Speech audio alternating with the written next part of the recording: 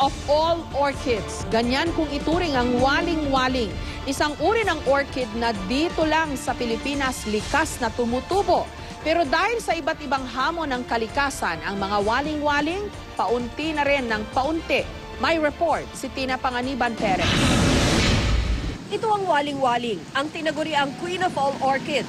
Ang waling-waling o scientifically known as Vanda sanderiana ay kinikilalang queen ng lahat ng orchids dahil siya ang nagbibigay ng nag-aambag ng kalakihan ng bulaklak sa mga anak nito na lumalabas. Kapag hinalo ang waling-waling sa ibang klase ng orchid, magiging plaplatito raw ang laki ng mabubuong bulaklak. Importante ito sa cut flower industry. Dito lang sa Pilipinas, natural na tumutubo ang waling-waling. Makikita ito sa mga kagubatan sa Mindanao. Ang malungkot, pakaunti na ito ng pakaunti. Dahil nga sa importansya niya na ginagamit sa breeding, marami ang kumukuha nito sa gubat. Okay, ang kalungkutan, ang Pilipino, binibenta sa foreigner. Ang medium-sized waling-waling, nabebenta ng 500 pesos kada paso.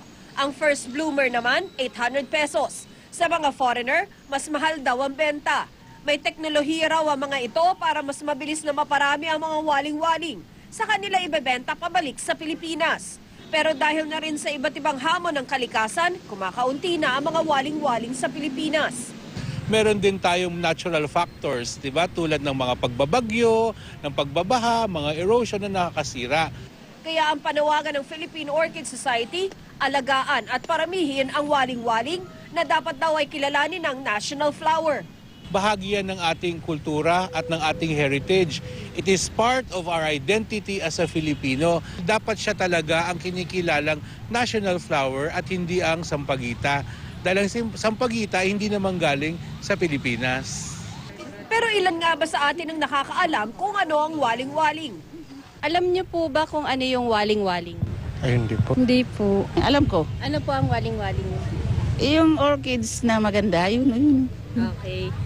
Okay ba sa inyo na gawin siyang national flower? Okay rin. Dahil? Maganda. Endemic naman siya sa Philippines, sa Mindanao, at maganda naman po siya. Tina Panganiban Perez, GMA News.